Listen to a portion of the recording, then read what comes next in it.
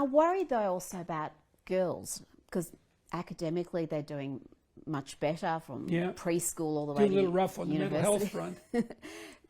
Exactly, on the mental health front. And I wonder, being told you're a victim, that you're oppressed, even though if you live in the West, what does that do to the female psyche of a young woman growing up? Thinking that it definitely increases the degree to which young women are anxious and depressed, because it makes them self-conscious. And we know the more you think about yourself, the more unhappy you are. And it's such a striking phenomenon that if you look at this statistically, there's almost no difference between self-conscious thoughts, so thoughts that involve I, let's say, and suffering from the ravages of negative emotion like emotion and depression. And so this obsessive self-centeredness, narrow self-centeredness, just makes all of that suffering much, much worse. So clearly, that's clearly the case. And a victim is someone to whom things constantly happen involuntarily. And if you construe yourself as a victim rather than as an actor, let's say, then as an actor of your own destiny, then you put yourself in a situation where you're constantly under what your body responds to as stress. So that's clearly no good.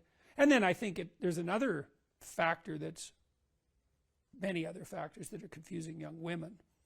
Confusion on the sexual front, the idea that if you're properly liberated, then the entire gamut of sexual freedom opens itself up to you, and that's how life should work. It's just, that's just not true at all. It's especially not true for women.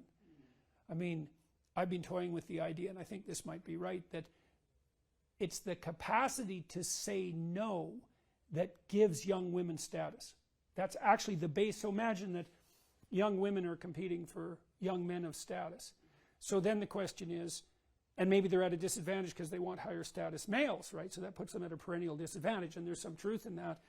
So then what do the women have as a buttress against that status differential? And I would say all they have is the ability to say no, because when you say no as a young woman to a desirable young man, you're saying, I have something to offer you that won't just be given away, despite the fact that you're of high status. And so you blow that apart in the name of sexual freedom. I think you deprive young women of all their, you deprive them of all their status. It's not like the young men don't know that. They know that perfectly well. They respect young women who say no. They might complain and cavil and carp about it, but when push comes to shove, and the data on this are quite clear,